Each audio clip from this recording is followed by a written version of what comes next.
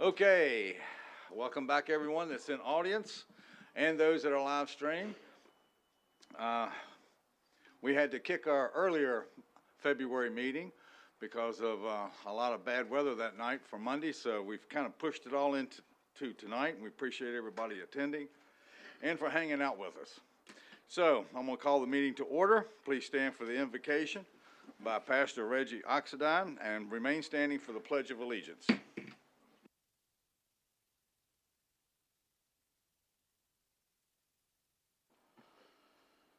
Mr. Mayor and Town Board, it is indeed a privilege to be able to come before you tonight to give the invocation.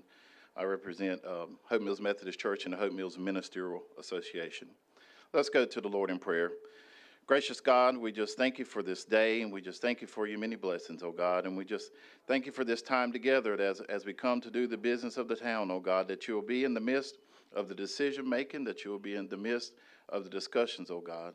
We just thank you, oh God, for the many residents of this community, oh God. We just pray for them. We pray for the businesses, and we pray for those who maybe are in a financial hardship or a homelessness situation, oh God. Or pray for those businesses that serve our town and those who teach in our community, oh God. We especially pray, oh God, for our first responders, those who work day and night to protect us here in this community and this town, oh God. We just pray that as we go through this meeting, oh God, that you will be with us, that you will give us strength to do your will, and as we leave this place, we'll let our light shine for you. We pray this in Jesus' name, amen.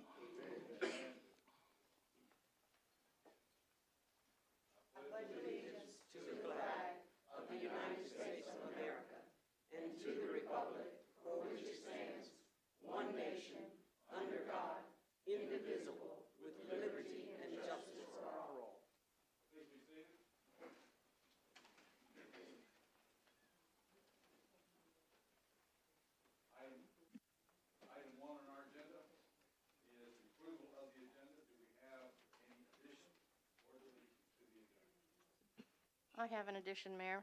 Okay. I'd like to make a motion to add Dr. Deborah Harris, the COC Chair, to presentations. I'd like to approve the agenda with the changes.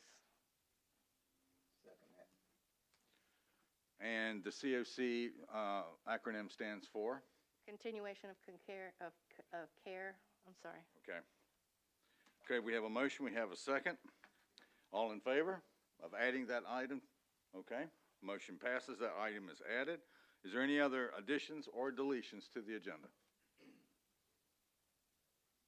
Seeing none, I have a motion to approve the agenda as presented. Have a motion? Mayor, I move that we approve the agenda as presented. Second? All in favor? Oh, yeah. See, okay. Seeing none opposed, agenda is approved as presented. Commissioner Marley will be with us later. He's in Hope County, so he will join us somewhere during the meeting tonight. I just wanted to reference that. We go right into official comments. Our manager's report, and that's under tab 1.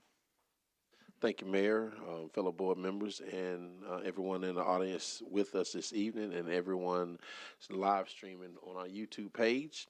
The manager's report for February 16th, I have been told to keep it short.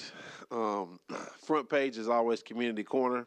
What I want to highlight on the front page is the update on the basketball court vandalism. Many may not recall that there was some vandalism that took place on January 13th. We have been in contact with the Department of Public Safety through the juvenile court counselor to be updated as the court case progresses forward. Next page, we do have the Women Mean Business seminar coming up on March 19th at Gates 4. The second page is the Greater Business Journal from our ad. And so the town is partnering with the Greater Fayetteville Business Journal, and this is the actual ad that I designed to go in the 2026 Book on Business. We're also going to be corporate sponsors for this year for the Power Breakfast series that they do every quarter as well. Next page is the FAST Facility Feasibility Study. We are actually very close. This is about as far as we've gotten so far since I've been here in terms of regional transportation. The feasibility study has recommendations. There are 3 alternative routes that we could choose from at Hope Mills that go from range from a potential parking ride service at Walmart on Hope Mills Road to service to Cross Creek Mall from the Parks and Rec Center, or another route from Cape Fear Valley Hospital with an extended option to Grays Creek area for an express bus. In terms of staff updates, I'm thrilled to announce or inform that our HR team has been selected as the recipient of the North Carolina Public Sector Human Resources Association 2025-2026 recognition. It's presented to the members of the Dayforce implementation team that consists of our HR Director, Leanne Carlucci, our HR Specialist, Shani Smith, and our Deputy Finance Director, Ricky Ramey. So that's definitely something I want to give kudos to our staff. Also with police, you may have seen a video on our police page recently with our police chief and our sheriff from Cumberland County Sheriff's Department, Sheriff Morgan. That's something that's been a long time coming about us recreating a partnership with the county, and we're looking to do some very powerful and impactful things. To wrap up 4th of July celebration, where registration's open for trucks, spring litter sweep, community yard sales coming forward. The next chamber business breakfast is set for February 24th, 2026. A great man was born on that day. His name is Chancellor McLaughlin. And so that will conclude the manager's report. And any updates, I'll post these on the government page and the social media page on tomorrow. Thank you. Thank you, Chancellor. A lot of good reporting in this manager's report. I'll comment a little bit about that, about one big part like you did. I'm going to go to board member comments, and we'll start with Commissioner Mitchell. Good evening, everyone. Thanks for coming out. Glad to see you all here in attendance. Mr. Mayor, I want to just say our manager's report is an excellent source of information. Had a citizen call me up with some issues and complaints. I said, listen, I want you to go to the manager's report. If you can't find answers to those questions that you have, call me back. Still waiting for that phone call. That means that everything they needed to know, the question they had about, was inside the manager's report. So I'm just asking all citizens, check the manager's report out first, check the information out, and then give us a call or give us an email so that we can follow up and see what the issue and complaint is. It's with sad news that I report that we lost one of our long supportive members of our HVAC, which is our Hope Mills Veteran Affairs Committee, Ron Murray. Before Ron Murray took sick, he was always sitting in our audience. Yes, and so remember Donna in his prayers, and as more information come out, we will try to get it posted so that those that knew Ron can be there for his celebration of life. Thank you, Mr. Mayor. Thank you, Commissioner Mitchell. It's to remember the community service from the Marley family, from our own Veterans Affairs Commission, through the history and the long years that he served also with Jim and Jean Clark, and the many veterans that are the backbone to our community, and the service during all of our veteran recognition days, our Veterans Parade. His tireless and unwavering service to both our veterans of foreign wars and our American Legion Post 32, that he's been a founding member of both of the veteran service organizations. I'm proud to have known him in the days that I did know him and his family. Commissioner Hamilton. Thank you, Mayor. I just want to thank everybody for coming out tonight. Unfortunately, we couldn't make the last meeting because of the snowstorm that we had. And those that are live streamed tonight, thank you for tuning in as well. And I also want to thank the police chief for his presentation and the fire department for your presentation. It was excellent information, and I did appreciate it. And I hope everyone enjoys the meeting tonight. The only thing that we didn't really talk about was Rosie the horse. I met her at the Lake Park on Sunday, and she's an amazing horse, and I think she'll be a great asset to the community. She can go places that the patrol cars can't go. The same with the canine. So I think that she'll be a great asset. I even joked with the officer at the park the other day and told her that we were going to have Rosie come in here to the meeting tonight so we could swear her in. But I didn't think that anybody appreciate Rosie coming into the boardroom, so we're not going to do that. But I want to thank everybody for coming in, and condolences to Ron Mari's family. I knew him well, and it's just sad that he's gone. So thank you, Mayor. Thank you, Commissioner Trimmel. Good evening. Just want to say thank you all for being here. Thank you for everyone that's here in person and everyone that's here online. And welcome back. You were definitely missed during our meetings when you were home with family, and we thought of you. We did, and we missed you. Mayor Pro Tem Hope Page. Thank you. I was going to say welcome back as well, Commissioner Trammell. Thank you for everybody coming in tonight. Thank you for those that are streaming. I do hope you would fill the rooms as we're filling our homes and our computers.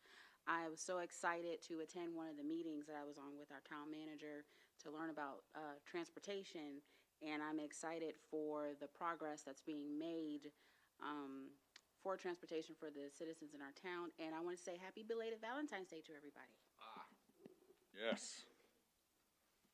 First, I'd like to welcome all of our committee chairs and committee members that are here tonight to present their meeting minutes and to present their proposed budgets. And that'll be a little bit later on in the presentation tonight. It's something we're doing a little different than we have in past years.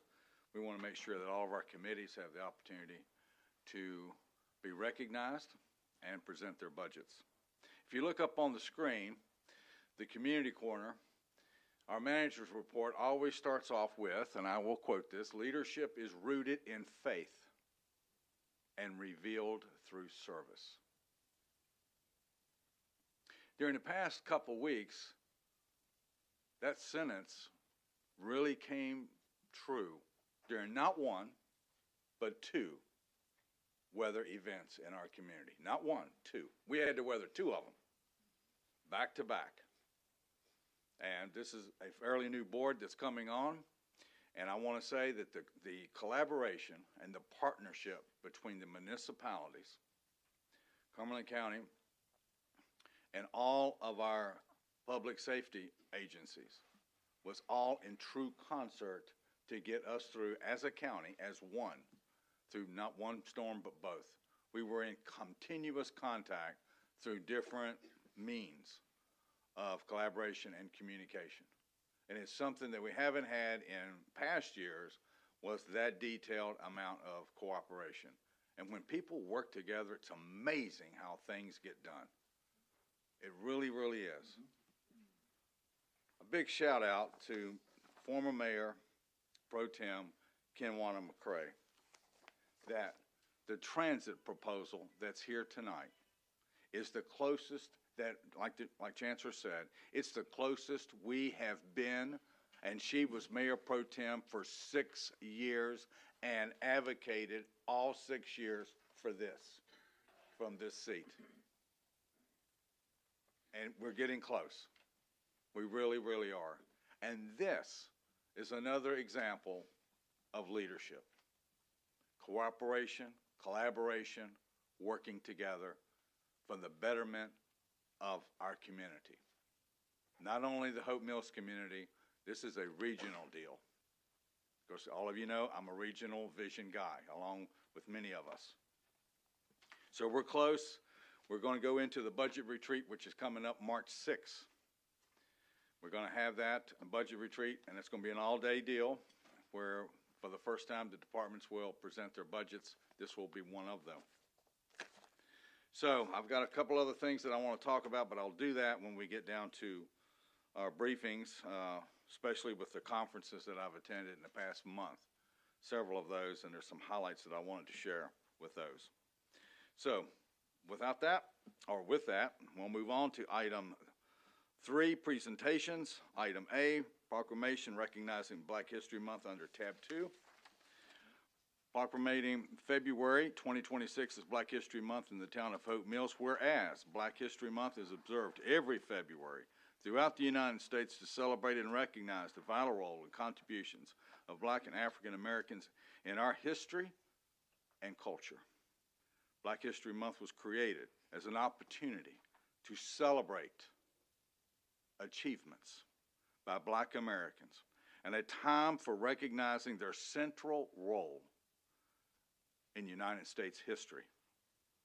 Each February, we take stock of the cumulative efforts undertaken by Black people individually and collectively, and whereas many leaders and visionaries, like all of us in this room, have led the movement to celebrate the Black experience and advocate for freedom, for justice, for love, and overall well-being. And whereas the town of Hope Mills acknowledges and rejects the long history of institutional and structural racism toward African Americans in the United States and calls attention to the continued need to confront racism and build a society that lives up to its democratic values. And whereas the town of Hope Mills Board of Commissioners honors, we do collectively, the rich heritage, exemplary legacies, ongoing accomplishments of Black and African Americans, and joins the chorus of other local, state, national leaders who celebrate Black and African American excellence.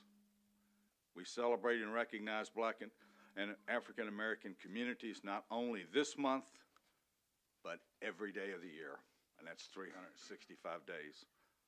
Now, therefore, I, Jesse Bellflowers, Mayor, and the Town of Hope Mills Board of Commissioners do hereby proclaim February 2026 as Black History Month in the Town of Hope Mills, this 16th day of February. Next up, item B, I think we have a police officer promotion. Chief, I'll meet you down front.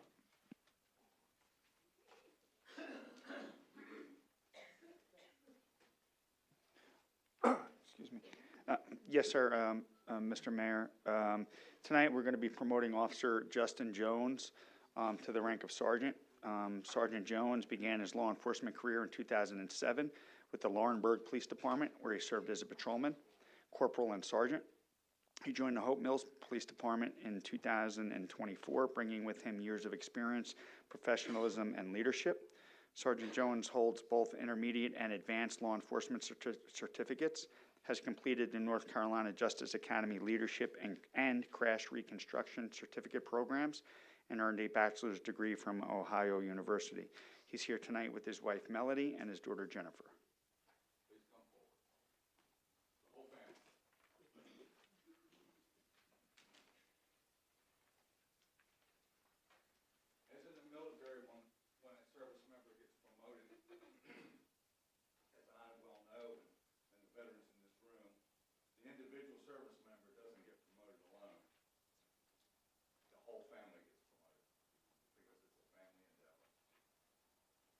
Certificate of promotion. By order of the Chief of Police, Justin Jones is hereby promoted to the position of Sergeant, presented the 16th day of February 2026.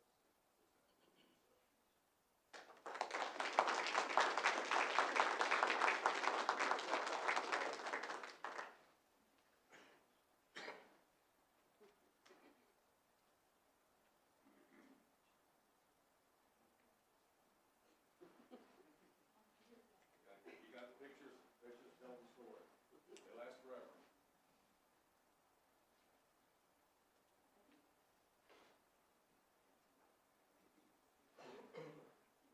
Welcome to the family. Thanks, Chief.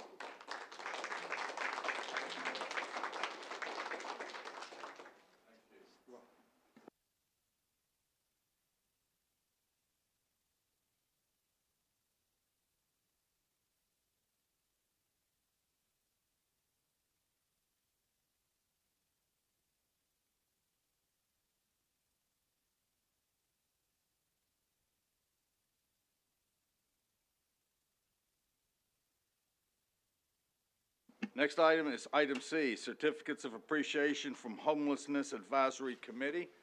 Commissioner Hamilton, meet me down front.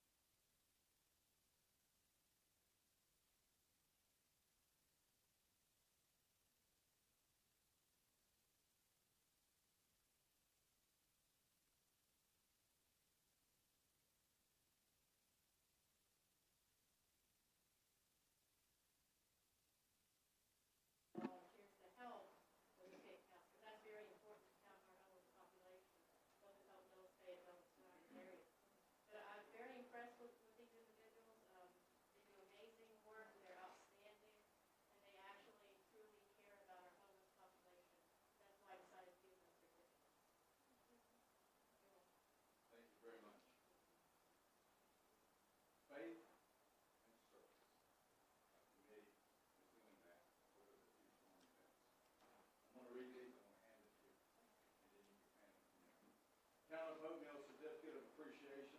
This certificate is proudly presented to Arlene Bailey in recognition of your service and contribution to the homeless committee presented the 16th day of February 2026. Just hold them until I give you the pictures at the end. Christopher Gregg. Connie Parker.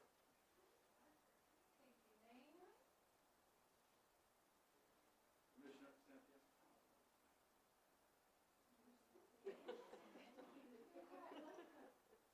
Liaison. And then the chair. And the two that are not here are Janet Singletary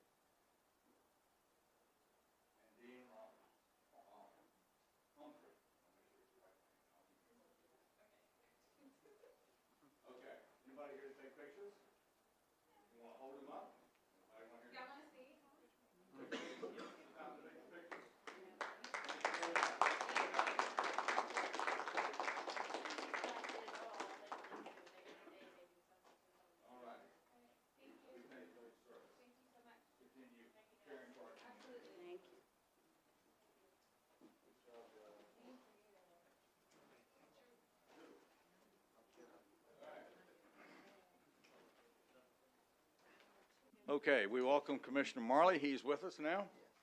As we move on into our next item is the FY 24-25. Oh, Y'all wait a minute, amended the sorry. agenda. We got a presentation on our COC. Please come forward, Ms. Harris. I almost jumped over. No worries at all. Good evening, everyone. I'm excited about being here. Thank you very much. And I will tell you why I am so excited. You know when you hear something and it just sends chills down your back? Everything that I've heard this evening about collaboration and partnerships, I'm like, hallelujah, I don't have to fight so hard for it. It's here already.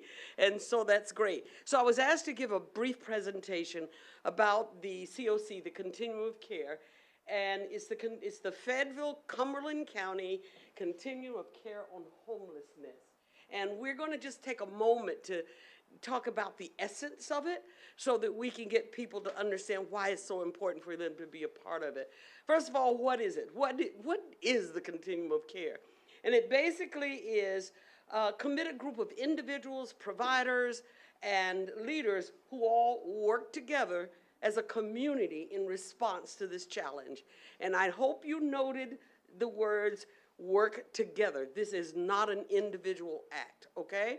And the other thing is we do this by building infrastructure into and expanding resources as we implement what is needed. But the next question becomes, well, how do we do that? Let's look at some of the key aspects of this. First of all, we promote community-wide commitment to ending homelessness through a coordinated process. Okay, so I've only been in this position since October. And when I came on, you know the onboarding process, and I'm watching it, and then I went, there's some really strong systems in place, but everyone seems to be a bit scattered. How do we come together? How do we unite this? Because, as was what's said earlier, it takes true collaboration to get this done. So that's one of the main things we do. Secondly, is activities that we have include planning, coordinating, applying for annual HUD grants. Cumberland County is our collaborative applicant, and it goes through them as it relates to the funding process. And we facilitate homeless management system, which is a coordinated entry system so that you can keep in everything that's being done in one system. But the other part is the point-in-time count. It happens once a year, and we're going to talk a little bit about that in a moment, just about unsheltered individuals. But guys, here is what's so important to me.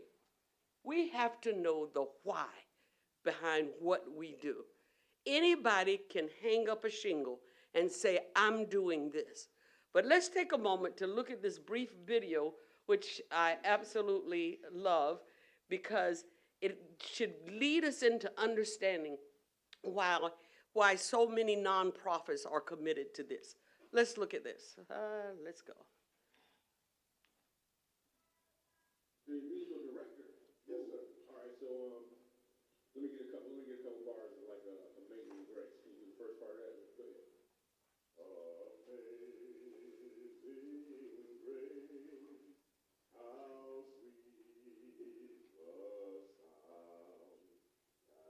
saved a wretch like me. That girl could sing. You know what I'm saying? All right, now, once you get this version, if your uncle just got out of jail, you got shot in the back when you was a kid, I'm just saying, let me see the good version real quick. You know which version I'm talking about. Just see if that exists. Let's see what you got.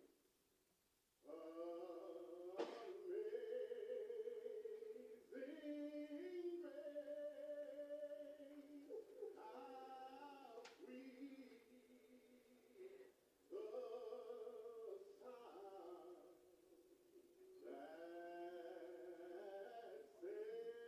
saved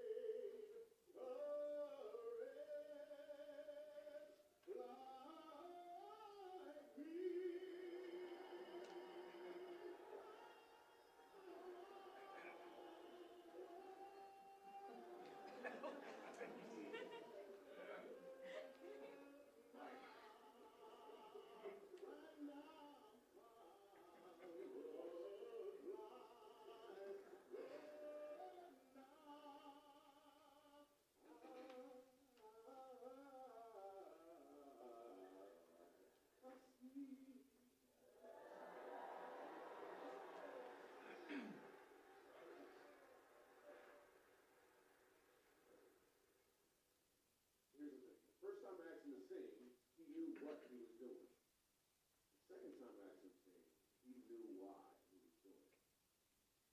When you know your why, your what has more impact because you're walking in or towards your purpose.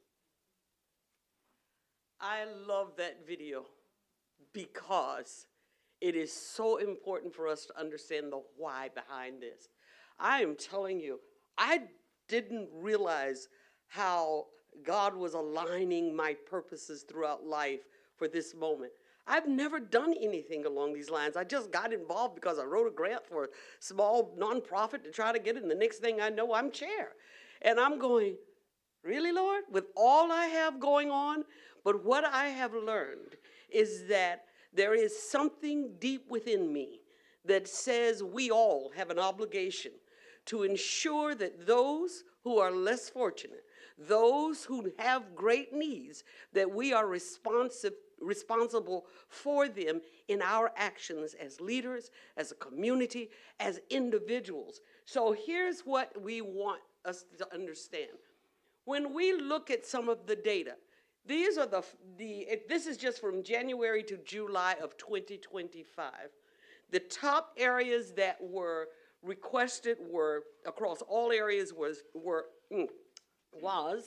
rental assistance, emergency shelter, and utility assistance. That's every month. People were asking for that, every month. So it's a need. But let's look at a point in time 4-year comparison so you'll kind of understand. You look at the numbers and you go, oh, okay. So in 2025, the point in time revealed 383 people. Now you might look at that, this is Cumberland County. You look at this and you go, that's not a lot of people. I see more people on the street than that normally. So if you just walk away with the point in time, you may have a misrepresentation of really what exists. If you look at the data we collect on the coordinated entry system, in a 7-month period, there were 845 individuals who were assisted. 845. So the point in time is just to establish that point in time of exactly what was needed.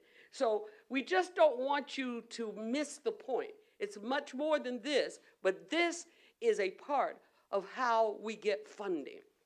But let's look at this. When we do the pit count, there are 3 big challenges that come to us, and here's where you can help.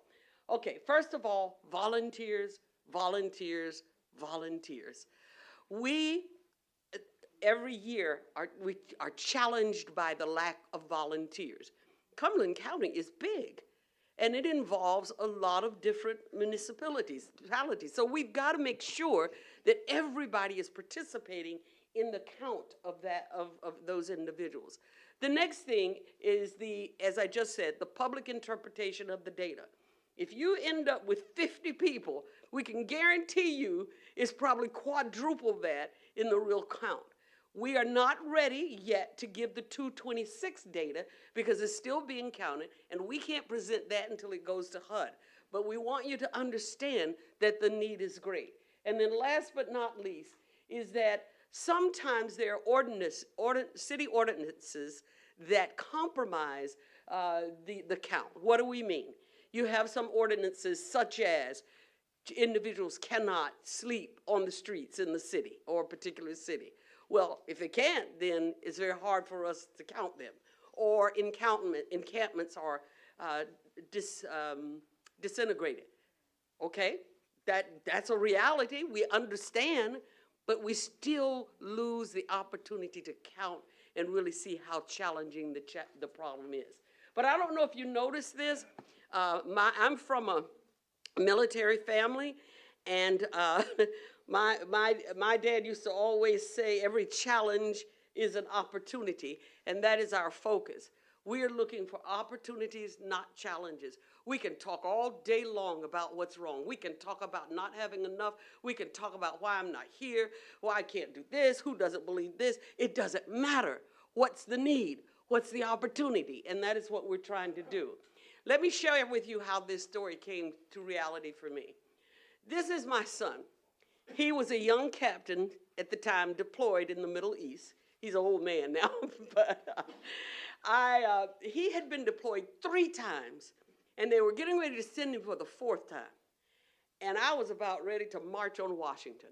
I was so upset, and I'm just like, that's not fair. My baby's been over there 3 times, and there are others who haven't been at all. I mean, I was really not a happy mama, okay? My son called me, and he said, Mama, stop. Stop. I'm like, no, you just don't understand how hard it is for me to do. He said, Mama, this is bigger than me. He says, it's not just about my individual commitment. It's about all of our commitment. He said to me, all give some give all. And he said, Mama, my job is not finished until I've given all. And I went, oh, are you saying not until you give your life? Not until I give all. And that has stuck with me over the years. He retired as a lieutenant colonel. He's been retired now for 2 years. He did a great job, but watch this. I'm still stuck back on that day when he told me to stop. What did it say to me? It said to me, this thing is bigger than any one of us. And if we can't get our arms around it, we're losing an opportunity to make a difference. That's really what it's all about, an opportunity to make a difference. I use as my byline, well, it's not a byline, but kind of my direction, that, you know, we're going to do CCR. That's what we're going to do the entire time. And I've heard these words already tonight. That's why I got excited. Do you know what it stands for? C stands for communication. Nothing will work without communication. Open, honest communication. If you don't like what I say, tell me, then we'll work it out, all right? But don't just shut it down. Number 2, collaboration. Collaboration.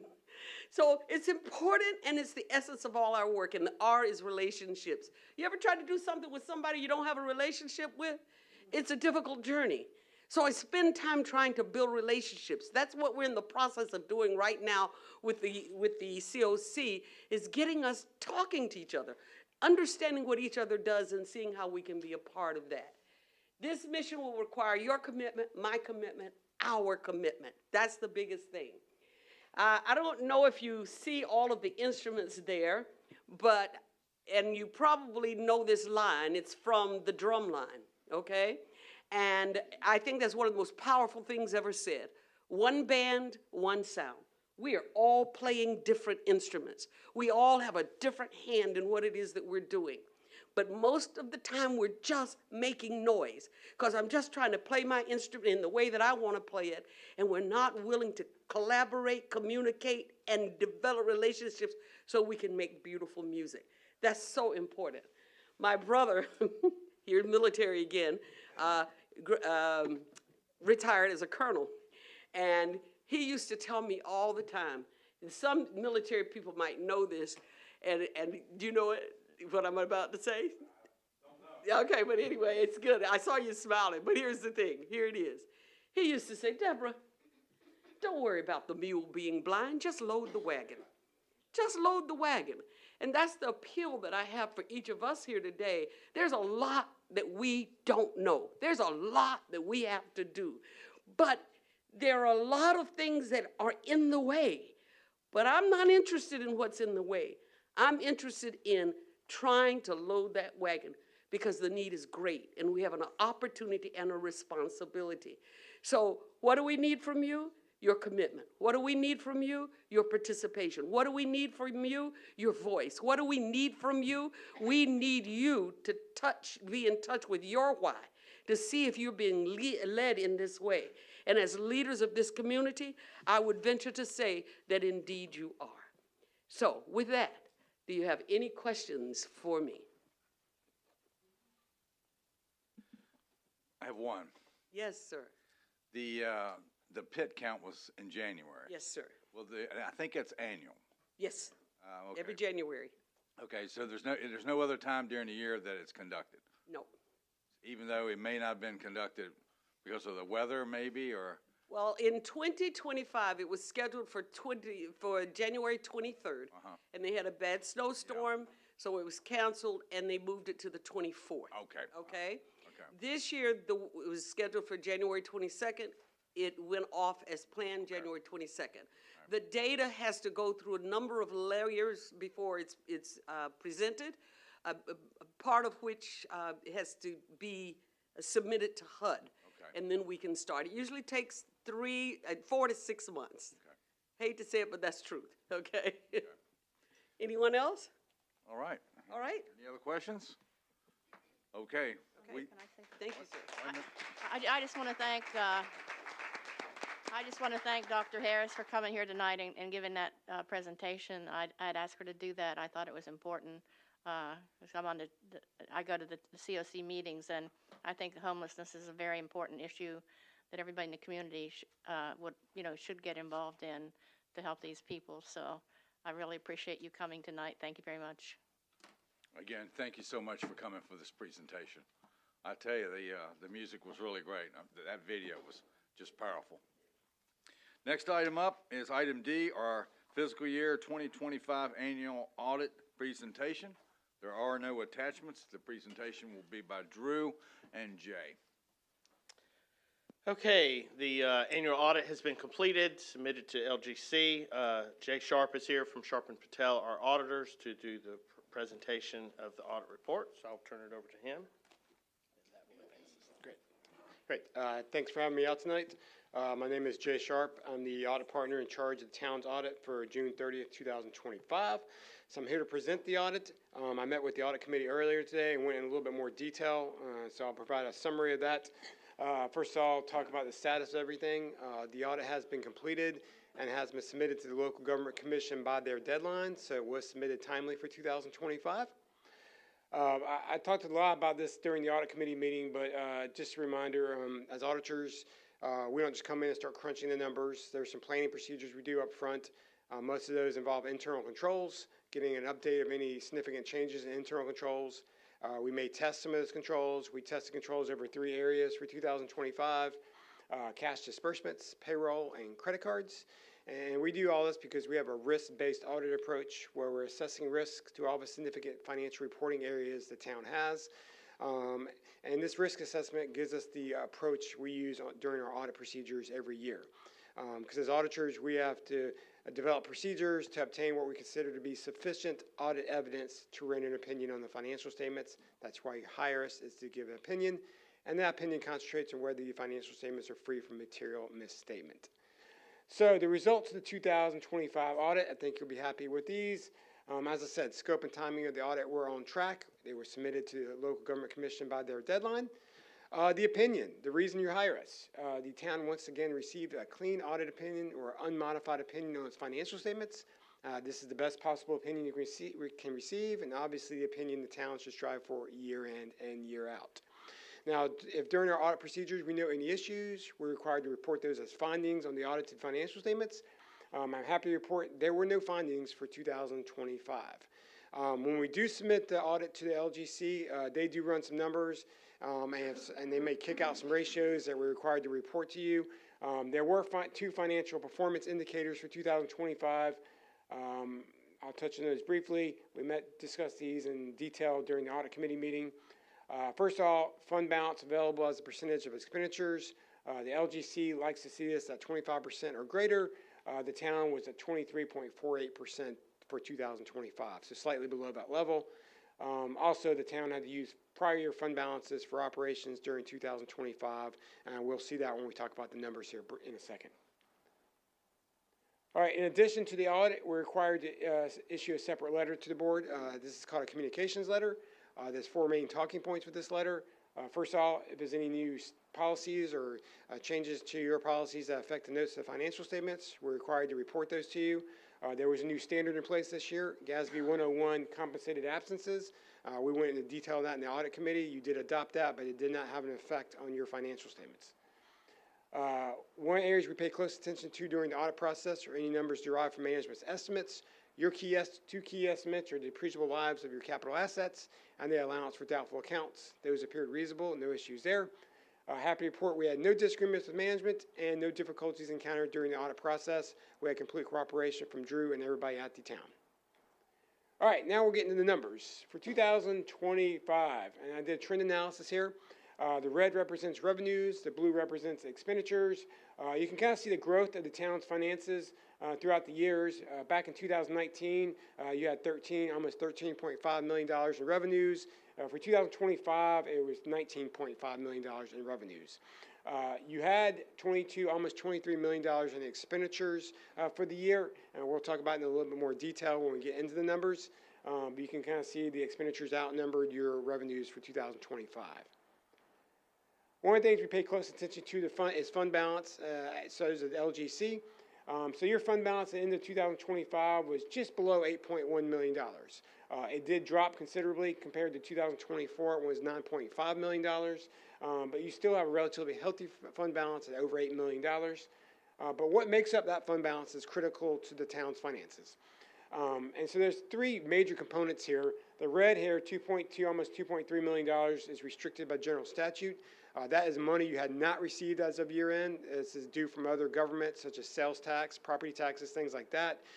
So because you've not received it, you cannot use it until you do receive it, and so it's restricted. The orange piece is restricted. That's the Powell funds for street maintenance.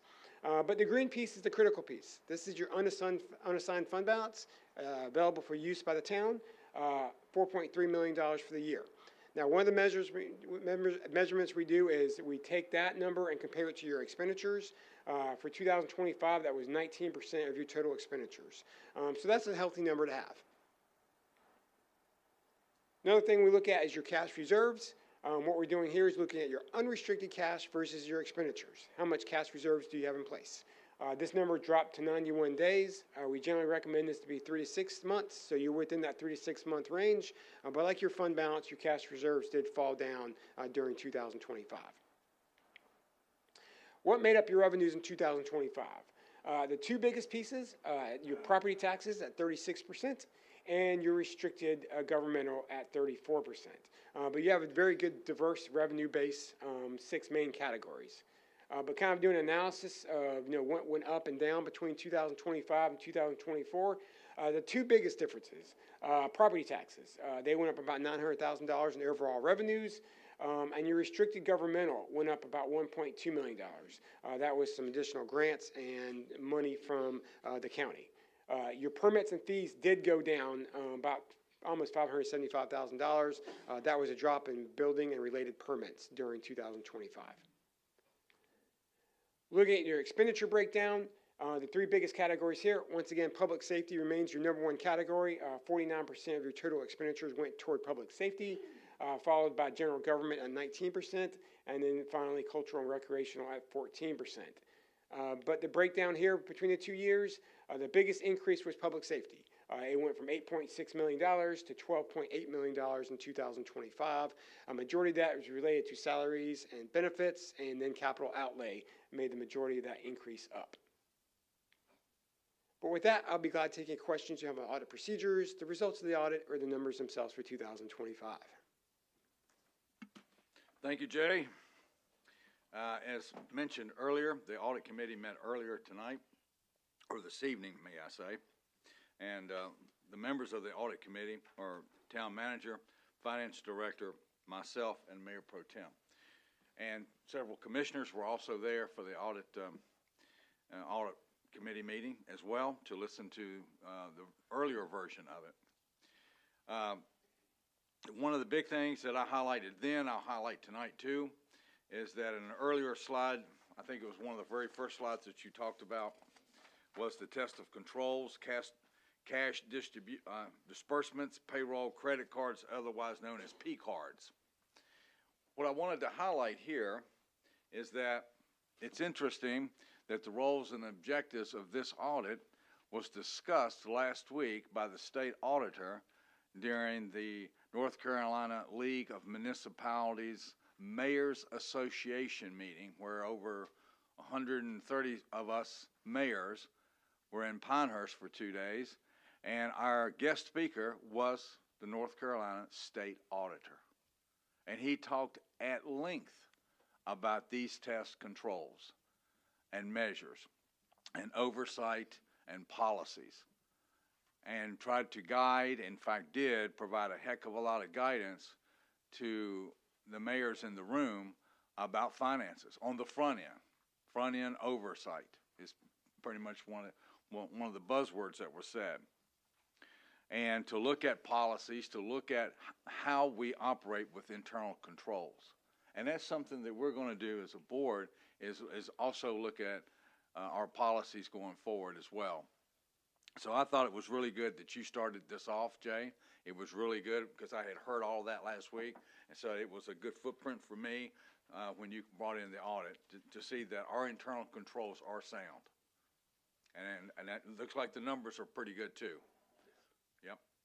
So with that said, do we have any questions from any of the board members before we move on? Everybody good? Okay. Great. Thank you. Jay, we thank you very much. And Drew will follow up. All right, just a couple of things. You have in front of you a copy of the actual audit report. What I would like to recommend, if you have time and would like to read it, the manager's discussion and analysis in your report, which starts on page 11. That's interesting information in there about the town. Another part, would be kind of lengthy, but it would tell you a lot about the financial position of the town and how a lot of things work. Is the notes to the financial statements, which is starts on page 26. And the most interesting information, I believe, in the report is the statistical section in the back, starting on page 72, which gives you a 10-year glimpse of not only the current year that we just finished, but the 9 years prior. So you can do some comparison and see where we came from and look at the numbers there. So again, I appreciate Jay and Sharp Patel doing our audit. I can't get this done without my staff. They're the main part that helps me get everything done for the town. And again, any questions? Okay. I think the board has some homework. Drew, the board has homework tonight. I'm sure they'll read all these pages before midnight tonight. Have them read by the budget retreat, and then we'll discuss. I'm confident that they will. Like I said, this is a very, very good audit. I'm glad the report was as comprehensive as possible. And it leads us into, and I'll say it again, the budget retreat coming up March 6th. This will be online as well, right? We will try to get it on the website tomorrow, and it has been sent in already for the certificate again. Again, Drew, many thanks to you and your staff, because you're right. One person cannot do this. Can't do it without them. It takes a dedicated team to work tirelessly, and that's what you and your team do. Yep. All right. Appreciate it. Okay. Thanks, Jay. Safe travels. Next up, last presentation item, Hope Mills Lake Park improvements. This is the final concept presented by the East Group and our Hope Mills Parks and Rec Director, and authorization to proceed with starting the RFQ process. There are no attachments, but I do believe we have a slideshow. We do. And I'm sure that the slides will be offered after the presentation to the board. We have copies. We have copies. Good. Very good. LaMarco, let's go. Okay. I lost my note page, so I'm about to talk from memory. Right. Good afternoon, Commissioners and Mayor. So tonight, the East Group is here to present the refined design option number 3. And that's going to be the basis for the final master plan and for construction documents. So at the end of the presentation that Andrew and Colleen will do, I'm going to ask the board to make a motion to accept design option number 3 to complete the final master plan and move into construction documents for the town lake improvements. So Marco, that'll be one motion, or do we need 2? I'm assuming that'd be 1. It's the master plan and to accept the concept on 1. Right.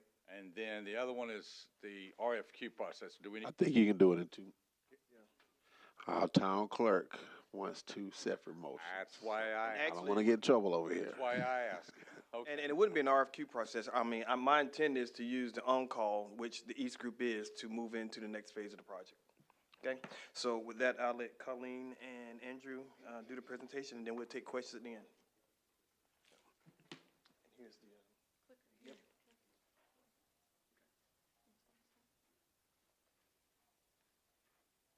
All right, good evening, council, our board. I apologize. My name is Andrew Harrell. I'm a landscape architect at the East Group, and this is Colleen Bandel, a landscape designer also at the East Group. Like Lamarco said, we're going to show you the revised concept, and then we'll break down a little bit about the cost estimate and what has changed since the last time we spoke with you. And there we go. So as you may recall, Concept 3 was the chosen concept from public engagement meetings. So we're just going to quickly kind of go through and reiterate what that looks like with the revisions that have been made. So those revisions that were made were to add a permanent restroom facility as opposed to the porta potties that we had originally shown. We've also incorporated the gazebo layout, the seat wall, swing arbors, and open pavilion from concepts 1 and 2, and then that way everything kind of gets added in from what was liked in those current concepts and kind of meshed it together for the master plan. We've moved the playground away from the lake. That was something we heard pretty significant from the public. We've added a crosswalk at the intersection of Main Street and the exit drive to the park. And we've updated the opinion of probable costs to reflect those changes. So just walking us through what this plan looks like here, we have those 50 parking spaces shown at number 1 there. There's also a stormwater bioretention island shown, which is just a really nice big island that will have lots of trees in your parking lot. It makes it look a lot nicer than just a parking lot. We have 2 restroom facilities that have been added down there at number 3. We have boat trailer parking. We have 3 spaces as opposed to the 2 that are currently there. There is a fenced-in playground that has been moved away from the lake. So it'll be nice and fenced. We know that it is closer to the road in this option, but it will be fenced and keeps everything safe from the road there. Then there is the public art and potential and crosswalk from Main Street. That's down below, but then also shown up above now as well. We have the existing gazebo. We heard that having some really intentional space around that gazebo was preferred, so we have incorporated that here in this final master plan option. We are showing the boat ramp that is existing with those vehicular pavers out front to allow for seamless access for pedestrians to move through that space. It feels more like a pedestrian area as opposed to asphalt, so it forces people with boats to go a lot slower in that area within the middle of the park. We have Big T's shown. That's existing, that's staying. We love Big T's and want that to be there. Big part of this park.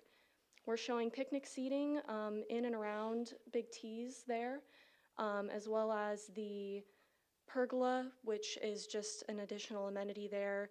You can go out, sit in some shaded area, or there's the potential for, public events to happen there, bands out in that pergola area there by the lake.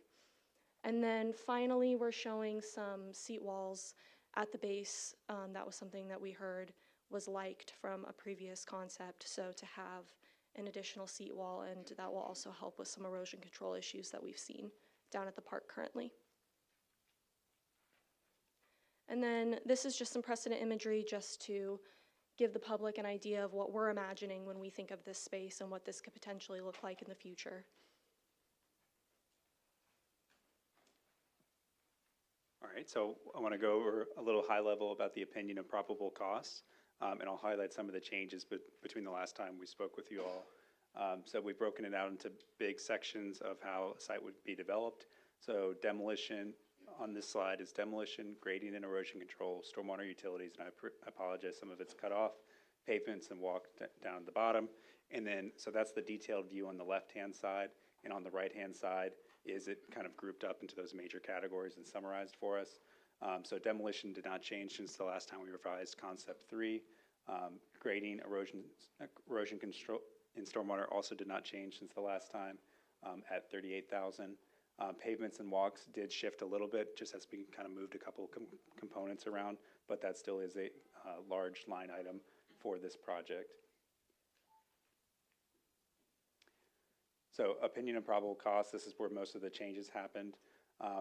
With the addition of 2 restroom facilities, we initially are citing 2 4-stall restroom buildings, and there's a lot of flexibility in that with if you want prefab, if you want something designed on site, there are what the Hope Mills is used to maintaining. So there's a big conversation on that and why that number is could be a big range. The other thing that's been added, since this is a small pergola that was requested from a previous option, that just gives you a lot of additional flexibility to hold events, frame the water, provide shade, provide additional unique spaces at the lakefront. Planting is very similar to the last time we spoke, but that also shifted around as we moved a couple of components, added a tree here, removed some shrubs there, but otherwise is a very similar number. So the last number that we presented was 1.55 million. This is at 2.36 million for our estimate of the project. Since we are early in the project, there's a contingency of about 10 to 15% at the moment, which will be dialed in as we get closer to an actual construction date and know a little bit more about the project and taking into account inflation as time moves on. So at that moment, those are all the numbers we wanted to show you, but we wanted to stick around for any questions that you had about the project and the updated opinion of cost. Okay.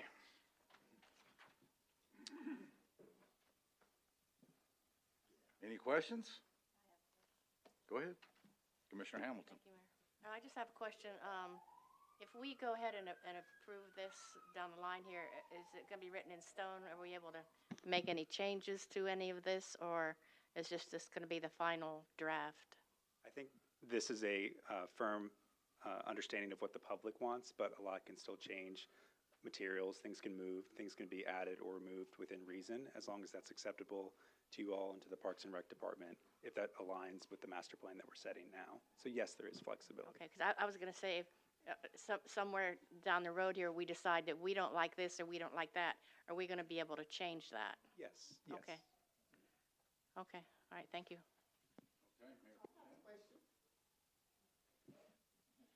Yes, I wanted to know, out of the funding, I don't know if that's a question for LaMarco, how much of this would be coming from the town and how much of it is grant funded? So I don't want to speak for the board, but we're still in the early stages of funding. And so the key is to have a shovel-ready project so that when we do begin to go to our legislatures and we do apply for grants, which we will, we'll start there first. And then always, with most grants, the town is responsible for a match. But our goal is to get as much grant funding and support from the legislature first. And then the town will have skin in the game. But actually, our skin in the game is the design phase, because as you may know, we don't get any kind of funding for that thus far. So that's part of our match and part of our skin in the game. So that's kind of like our strategy as far as the funding piece. Shovel-ready project first, then apply for the several grants will be available for it. Right. Mr. Mayor, Okay. I have a question. Commissioner Mitchell. LaMarco, on the design up by the playground, they're close to the road. A fence is okay, but I would love to see some type of concrete barrier or something there, just in case, because we know individuals not paying attention to the road, and it's easy for a vehicle to veer off and knock the fence down and then can knock out a couple of kids. So, But you know what I'm talking about, right? Yeah. Well, and I don't have a scale on me just now, but we do know that walk is about 8 feet wide. So a combination of a 6-foot tall fence, maybe taller, and then there's at least a 35, maybe 40-foot buffer between where the road is and where the playground is. So I think that buffer with landscaping and the height of the fence and a couple other things, I think that a buffer will suffice. Roger that. Next question. The veteran benches that we have, I think, how many we have out there now? We have one. I know we did a dedication of one. We was planning on dedicating 2. We make sure we still have allocated space for those veteran benches that we want to dedicate, because I think, Jesse, you recall what we're doing 3 altogether, right? Yeah. It's supposed to be 3 altogether. We can do that, and then also we still have the swing benches that's gonna be along the promenade I mean, those are also, available for, dedication also. And that style of bench is gonna be similar to what we have now as a standard, so. Because right now we have them at the deck at 12. I know we have one up there for sure. Right. And I know we have one in storage, and I know the intent was to actually instill one for every branch of service or every branch of ward that we had. Right. Yes. All right. So the opportunity's still there, yep. Okay, thank you. Lamarca, I have another question for you. So if we don't get the matching grants, does this stop, or? It doesn't. So typically in the design phase, and once you do construction documents, we typically ask the design professionals to give us a phasing plan. So there'll be a catalog, and there'll be a phasing plan as to what we can do with, let's say, $250,000 to $300,000. That might just be the playground and the amenities. And if that's all we can come up with, then we will start there. The key to the whole thing is at least start with something once the construction documents are done. So there'll be a variety. There'll be several phases. In the past, what we've done, we've perhaps done maybe 2 phases at one time. If you recall, we did the inclusive playground in phases. We did, I think that was like $300,000 for the first phase. Then we came back the second year with town funds and some ARPA funds, and we did phase 2. So phasing will more than likely be a part of the project. Okay, I just didn't want us to commit to something and end up with taxpayers having to pay, having to match it if we don't get a grant. So that was my question. One other question, I'm done. Okay, thank you. Area 1 and 2. I know we had a design for the parking space, and we know because during the summertime, parking's at a premium. Right. At there. So when we look at, if we have to do it in phases, that might be one of the first phases, since we know that parking is a challenge. Right, and that was the basis of buying the property in the first place. So definitely parking would probably be one of the first phases, parking and then maybe some type of amenity. But I'm hoping that we can maybe do it all in one swipe. So I'm kind of hoping we get all the grant funding. I'm done, Mr. Got to do Mayor. it all at Thank once. Lamarco is eligible for part of grant. Yes. Part of grant, LWCF, and a couple other, maybe even CBDG funds. Well, as everybody knows, wherever I go in meetings, just like last week, Jennifer Day will tell you, the mayor of Knightdale, I always ask the golden question about community project funding. Everywhere I go. And this is one of them. This is a beautiful project. Now, so it's up to us to find the money, and we will continue. Hopefully, we can pull it in either the whole 2-3, or depending on what we get, we may have to break it up in phases. I'd like to do it all at once. I think it would be more efficient that way. I want to come back to the big ticket item on here is the $650,000 for the 2 restaurants, I think. Correct. Well, and because I'm trying to remember, and Marco, you got to help me. The number of restaurants, I think we only have 2 in Big T's. Yes. Currently. And they're dated at best. We had those revised a couple of years ago, maybe 3 years ago, and that was a public works renovation. Oh yeah. Yeah. So those restrooms have been renovated, and updated, made ADA compliant, but still, we're still having to supplement those with porta johns, which citizens said they hate. And side note, they're expensive. We spend a lot of money on porta john rentals per year. Yeah, and we do. Yeah, they're very expensive. Where items, go back to the master plan itself. That one. I think that's it. Yeah, that's it right there. I agree with Commissioner Mitchell that, it gives me pause to see the playground on the road like that. It does. Not saying you guys didn't move it in the right place. It's just, it gives me pause of exactly how safe that playground's going to be. So I'd like to see a little bit more in depth of what that looks like. Because that road is a very busy road. It continues to be busy. There's no regard for anybody that walks on that tries to cross that street, and we know this. So that's a safety concern there. And then you've got those boat. Number 4 is those boat trailer parking, and that's really close to this playground. If you want to comment on those. So a few of the things that we've tried to think about through this process is, yes, safety is incredibly important for a playground and for this structure. So one of the main things is that, yes, there's that boat parking that happens throughout there. That's not for your typical everyday cars coming in. It's not all people going into that parking space. So it's only if you have a boat that you're pulling into that area there. So it already should hopefully minimize the amount of vehicles pulling into that area.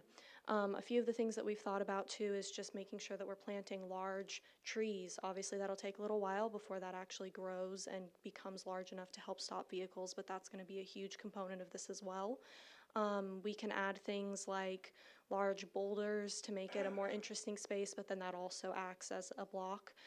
There's ways to add barriers with concrete seating to make it feel very intentional and a beautiful space to stay in, but that also kind of acts as a barrier there. So there are different ways that we can play with making the space feel very intentional, beautiful, a place and environment that you want to come and hang out and be in, but is also incredibly safe for those children, for those families, people who are coming to enjoy this park and play area. So those are all things that we will absolutely take into heavy consideration when designing this park and playground. And I just want you guys to know that that is absolutely something that's on our minds frequently within this process.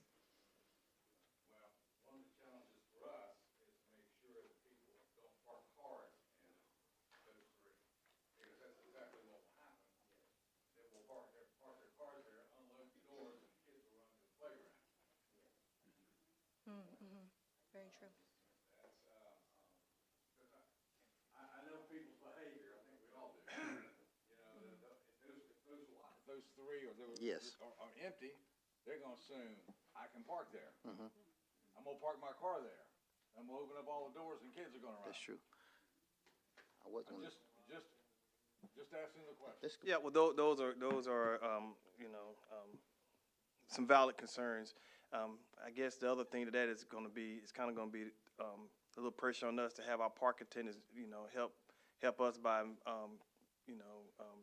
policing and controlling that area and letting people know, kind of like how they do with the veterans parking and the AD parking along there. If you're not supposed to be parked there, they're pretty good about going by and letting people know. I have a question. Now, on one of the designs, I think the original design, when we purchased the property up by 14, I think was the first property we purchased. Right. And that property intent was to be for boat parking, if I'm not mistaken. You remember that? Yes. Now, how difficult would it be to maybe consideration putting the boat parking away from there and then moving it up in that location? I think one of those concepts had it that way. Yeah, I think it did, because I know it was part of the original concept plan. Move 4 to 14. And that would take that concern away and the responsibility of putting that on the park attendant, getting in a heated discussion or fight with somebody, and they gonna do it. Ain't no doubt in my mind. We know they do. I'd like to see that those 3 moved and picnic tables put where those 3 are. Yeah, Go ahead. we can do that, but like Colleen just said, that does minimize the parking that we were able to gain in concept number 3. Now, it might be worth the trade-off, but just want to let you know that parking would be reduced. We will lose, what, maybe 5 to 10 spots? No, go ahead. Potentially more, just because of how limiting the boat traffic is. They require such large turning radiuses to back up, turn around, move around. It could take up more spaces than that. It's something we can look at and something that's more or less outlined in some of the considerations we have, but Well, matter of fact, if you look at up to about 14, if you push back some of that shrub, you know what I'm saying, extend that area, then it will give you the allocated space that's required to make the turning radius. You see what I'm talking about? the number 14, is that? Yeah, up there about 14, up there, up in, 1 and 2 on the, I'm gonna call that the north side of 1 and 2 parking space, on the left side of 14, number 14. You see what I'm talking about? So up in there is not our property. Is that what we were referring to? Yeah. We didn't acquire that? No. Okay. You talking about past I remember 14? that's what you No. call it. I just remember Right. what you call this property. And yeah, up there with 14 is currently shown as that dumpster location for Big Okay. T's in that area. Yeah, and that's currently there now. If we had the room, it'd be great, right? Yeah. Mayor. Commissioner Marley? Yes, sir. I think Lamarco knows our concerns with the safety aspect of it, and that's something I think he can work with, this group on, but I think all he's really asking for tonight is for us to approve, concept 3, which is what the public asked for. So I'll go ahead and make a motion that, this board approves, concept 3. I second. We have a motion.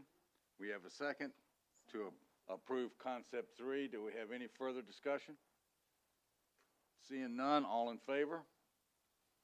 Seeing none opposed? Mayor, and I'll also make a motion that we go ahead and authorize, the Parks and Rec Director to, proceed with starting the RFQ process.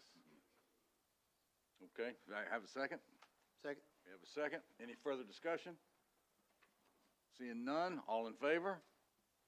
Seeing none opposed, both motions carry. We thank you very much for the presentation. Thank you for your time. Well done. Thank you very much. Next item is number 4. It's our public hearing, case SN 0517, consideration to rename Pinecrest Drive to Suncrest Drive. That's under tab 3. Motion open public hearing. Got a motion to open. Do I have a second? Second. All in favor? Public hearing is now open. Is there anyone here that would like to speak in favor? Is there anyone who wants to speak in favor of renaming Pinecrest Drive to Suncrest Drive? Please come to the mic. Mayor, I think she's from the county and that she can answer any questions. I did send an email back to Mayor Pro Tem. And so I know it's a public hearing that you have to ask for those, but we do, I just wanted to point out we do have a representative from the county. Yeah. I was looking for anybody that wants to speak in favor. Is there anybody else that wants to speak in favor? Okay. Is there anybody that does not support renaming Pinecrest to Suncrest Drive? Is there anybody that doesn't support renaming Pinecrest Drive to Suncrest Drive? Motion to close public hearing. Got a motion to close public hearing? Second.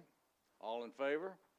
Public hearing is now closed. Mayor, Do we have an action? Mayor, since nobody's here in opposition to that, I'd like to make a motion, we approve case number, SN-0517. We have a motion, we have a second. Second. Any discussion? All in favor? Seeing none opposed, motion carries, and we thank you very much for coming. I didn't know if there would be any questions in the support or opposition, and that's why, if there were, then I would have recognized you to entertain those. But since it was a simple, straight public hearing, we thank you very much. Thank you. Public comments? We have one? Well, come on. You know the rules. Sharon Reeves, 3708 South Main Street. I just wanted to say that during the last snowstorm, I have a husky, and y'all know that. But anyway, at 2:30 in the morning, she decided she wanted to take a walk in the snow. And so we were out walking around Trade Street and kind of down Main Street. And during that time, I saw 3 separate police patrolmen. And I just wanted to commend the police chief and the policemen. I mean, that really made me feel a lot better. I was out by myself really late at night walking the dog and stuff, and I do appreciate it. I've seen the patrol cars around a lot more, and so I appreciate the extra attention that you've been doing to the town. And also, I just love Rosie the horse. And I have Canadian friends, and they're always telling me, oh, but you don't have any mounted police. And so when she came out Saturday to do the Valentine's Day thing, I sent him a picture. I said, we now have the Hope Mills Royal Mounted Police Department. So, yay, Rosie. Thank you very much. Anyone else? Public hearing? I mean, not public hearing, public comments? Anybody else? Going once, twice? Okay. Moving on, consent agenda's next. Motion to approve the consent agenda, items A, B, C, D, E, and F. Have a motion to approve the consent agenda with items A, B, C, D, E, and F. A second? Second. We have a second. All in favor? Okay. Consent agenda is approved as presented. End of the consent agenda. Old business as usual. None. I love this part. New business. Our committee chairs are here, along with the board liaisons, to present the committee budget presentations for fiscal year 26-27. It's under tab 9. Now, what we ask the committees to do, will come to the mic, the chair or the representative, and talk briefly about their committee. We already have the budgets as part of the packet. The board will ask questions if need to. This is an informational presentation. There will be no action of approval by the board. It's an informational packet that will feed in directly to I've said it, this may be the 5th time tonight, our budget retreat, March 6th. So this is an important part of the committee funding for the next year. And this is the opportunity for the chairs and their liaisons to present that. We'll start off with the Appearance Commission Christmas Committee. What's that? Just kidding. That's who we will start with.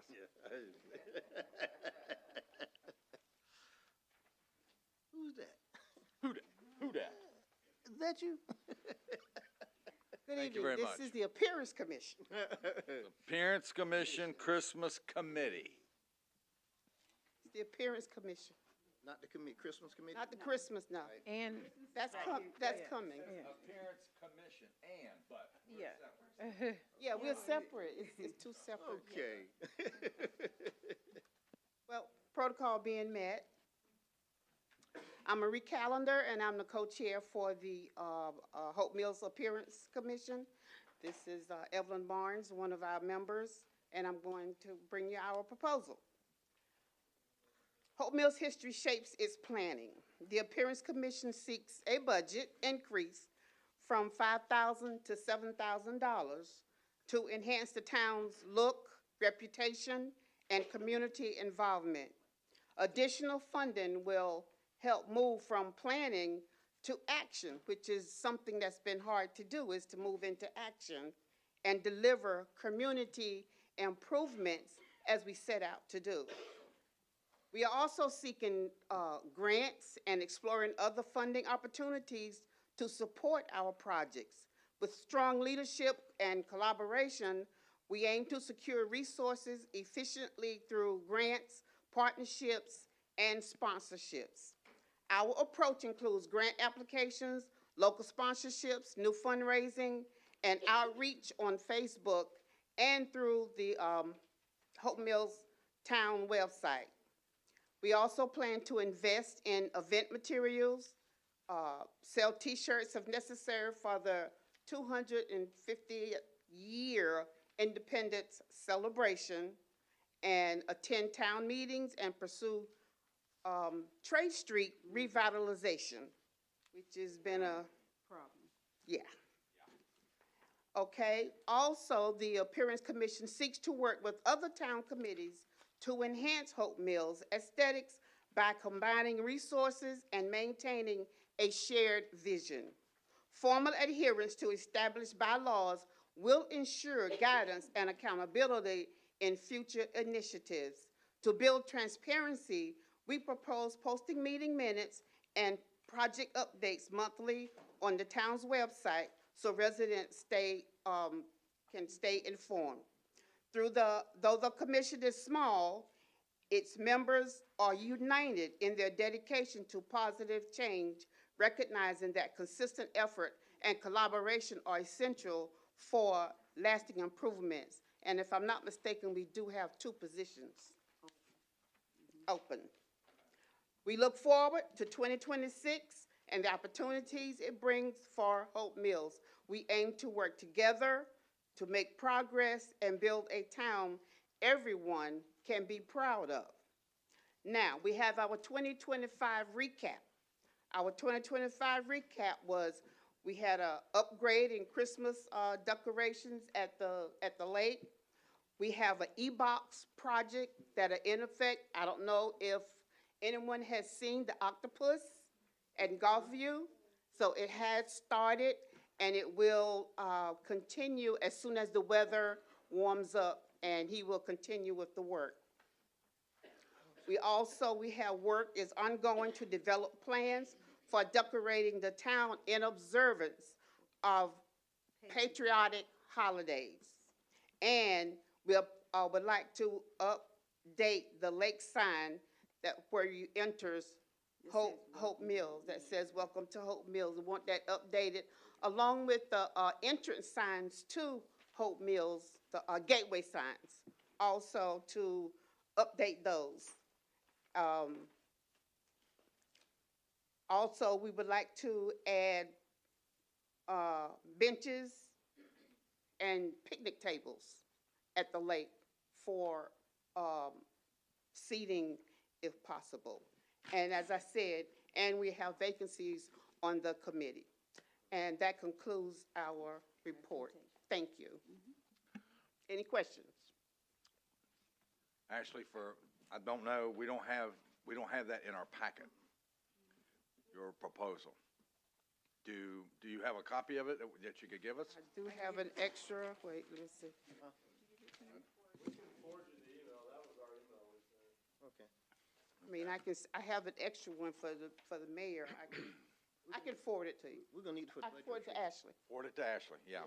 Okay. Yeah, because she'll make sure that Drew gets it as part Okay. of the budget retreat.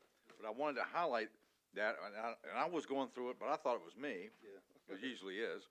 And I thought it was me, and then I'm looking at the rest of the board members, and everything that you were going over isn't in our packet. Okay. Okay, I'll forward it to you. Too late. Just kidding. No. Thank you. We thank you very much.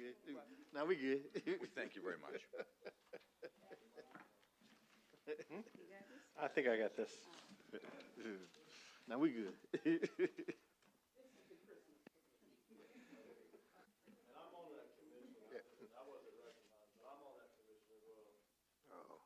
We thank you very much, sir, for your service.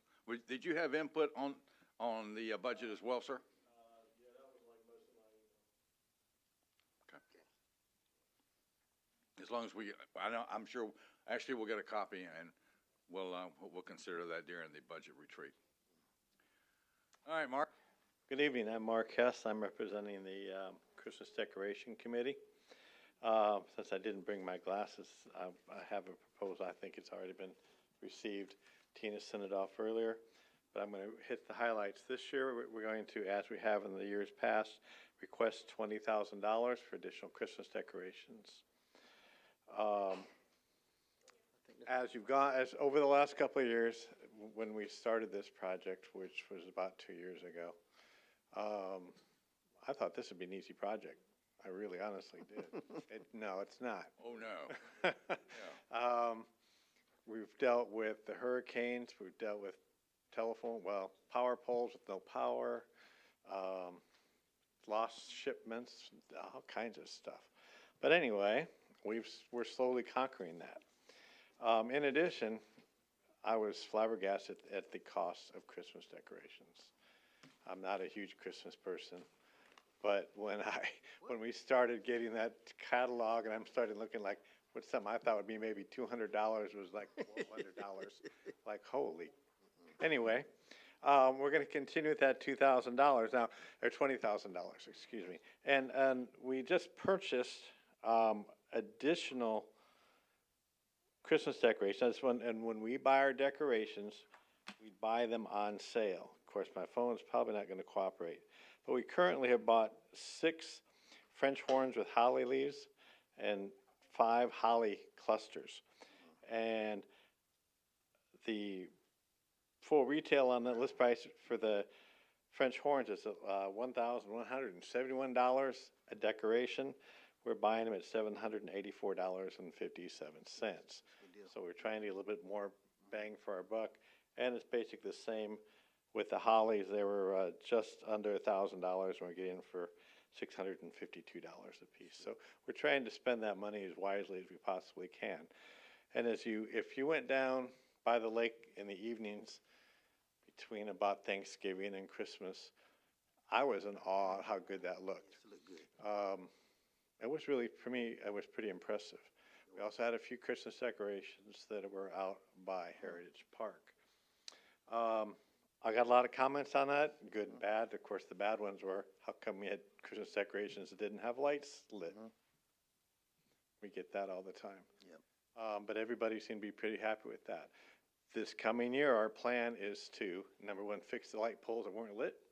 Number two is we're going to continue with Christmas decorations going up Main Street and trying to go all the way to Gulfview.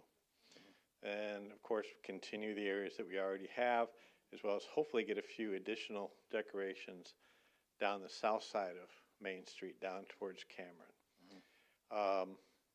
Again, that's going to be a lot of snowflakes. We have maybe some more Santa Clauses we're going to purchase next year. Snowflakes are very popular. The candy canes went well. So, and again, these things are bought to last for many, many years. Any additional funds we usually have, we buy light bulbs. They're not cheap either. But if you recall, some of the snowflakes we had last 2 years, Christmas of 2024, they were all white. This year, we took and added some colors to them. I've got a lot of compliments on that. So we're going to do a lot of that in the coming year to some of the older decorations we have so we can continue to use them. Also, it was brought up to me, and the mayor brought up to me at Walmart one day, is the public safety building. And I brought that up only to find out that there are no outside outlets on the public safety building. And we had our meeting on the 3rd, I believe. We brought that up. So we're going to try to work a solution out for that problem and see what we can do about trying to decorate the exterior of the public safety building with some kind of a wreath or something in the windows. We're just at the planning stages and thought stages on that. But we should come up with something for that. At least candles. At least candles in the windows kind of thing. And I want to say, Mark, I know you're going to continue. A lot of folks during Christmas were asking why that building wasn't lit up. It's a beautiful building. It's in the center of town.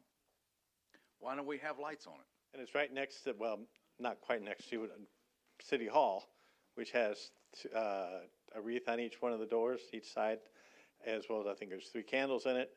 And we have the Christmas tree right next to it. And then you have the next building over has really nothing. And there was not even any decorations up along their stone wall. So we'll fix that for next year.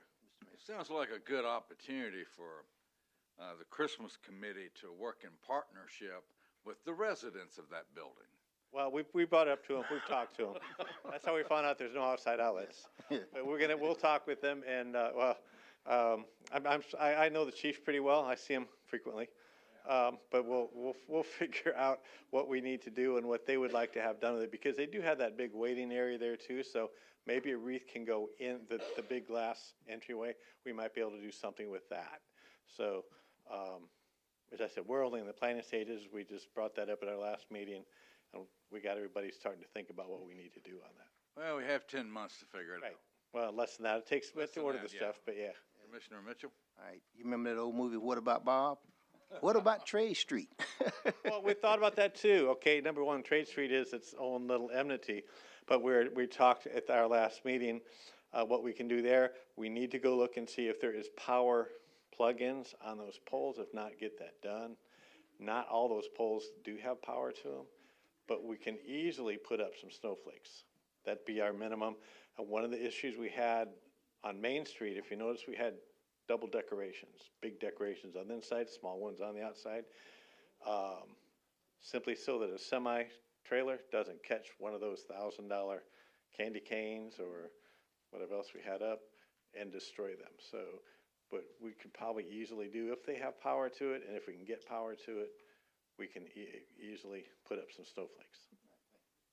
Mayor, can I ask him a question? Uh-huh. I have a question. Mark, people were asking about the Christmas trees that were moved from the park area to between the rec center and this building. So they were kind of, and the manger scene out there.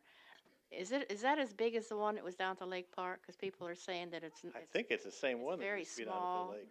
People were complaining about that, but they were wondering why. And I told them I thought it was because people were stealing.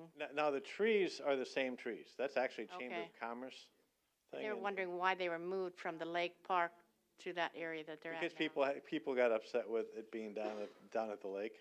Okay. It doesn't matter where we move it, somebody's gonna complain about it. I know, people were But driving up. I have to admit, I liked them down at the lake, personally myself, when they were up by the city hall. They weren't lit at night.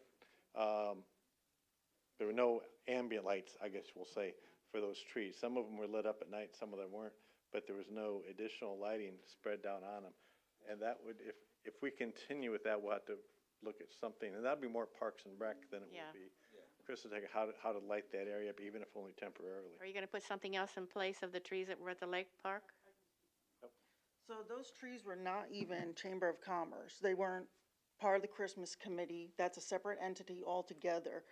And when we moved them, it was because of the theft of them. That's what I thought, as I was Yes. telling them. People were driving up and stealing the trees. Yes, and so those are not our responsibility. They're not town trees. Those are a separate entity. I believe an insurance company was doing that with donations, and you pay to decorate the tree and you keep the tree, something like that. But it wasn't chamber. Okay.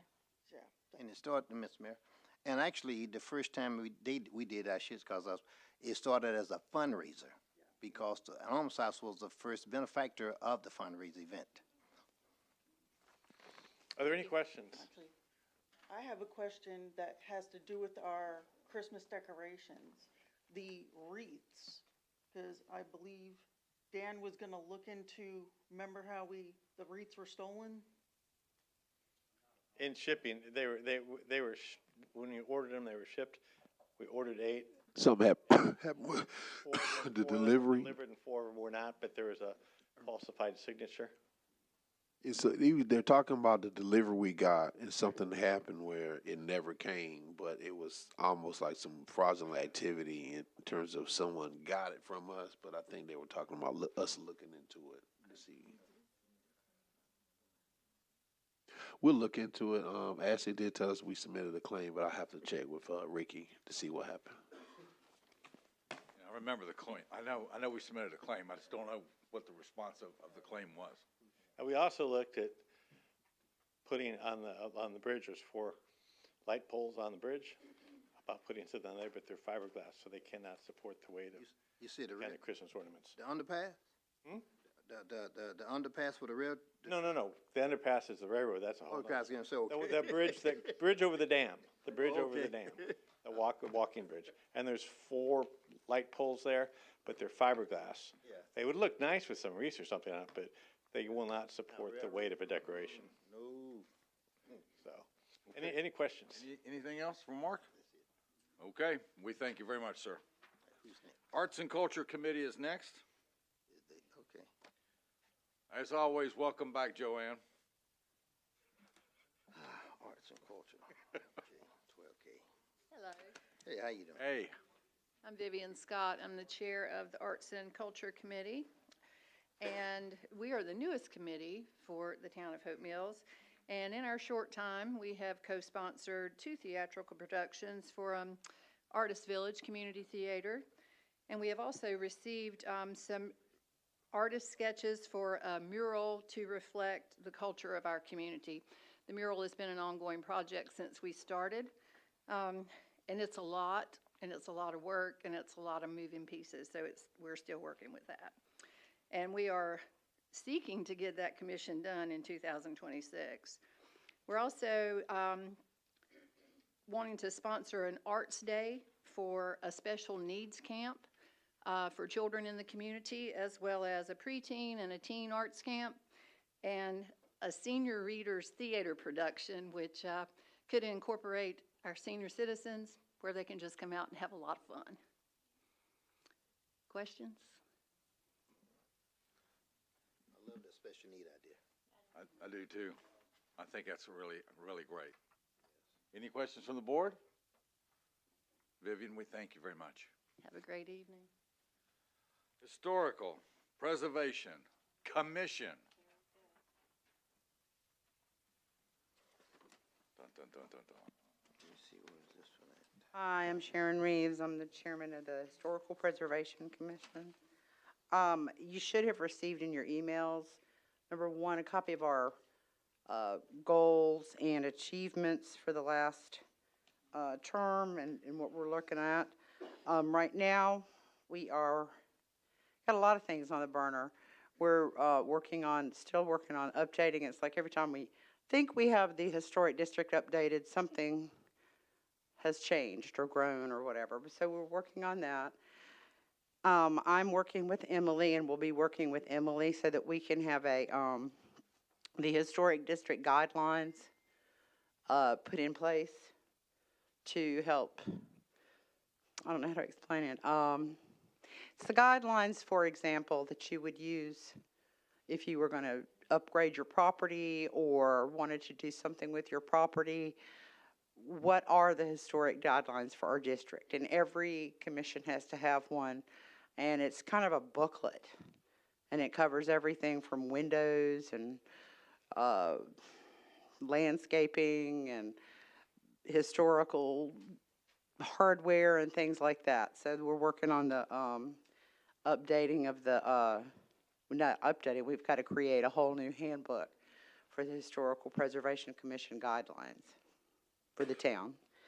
And you should have received a budget. And I know people's eyeballs probably fell out when they saw our budget, okay? But let me explain how we do our budget. We started in 2020, we have a Google Doc sheet, a spreadsheet. And we keep, every year, we have projects like for 5-year projects and things like that, and we carry it over and it goes on that budget. Now, a lot of the items we have in our budget, for example, the designation of the local landmark, that's already, we have the money for that. That's done. So, I mean, but we have to show it on our budget as that's part of our budget, so we do. One of the things that was brought up to us was for the holiday lighting, and I need to, I guess, get together with a Christmas committee, but some of the businesses were curious. We used to have banners up on Trade Street saying that this was the historic district, and the banners have disappeared.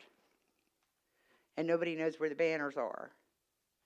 And then it was brought up, why didn't they have any lighting or whatnot on Trade Street? And so we kind of did an estimate of what we thought it might cost to do that. Now, is that necessarily under our purview?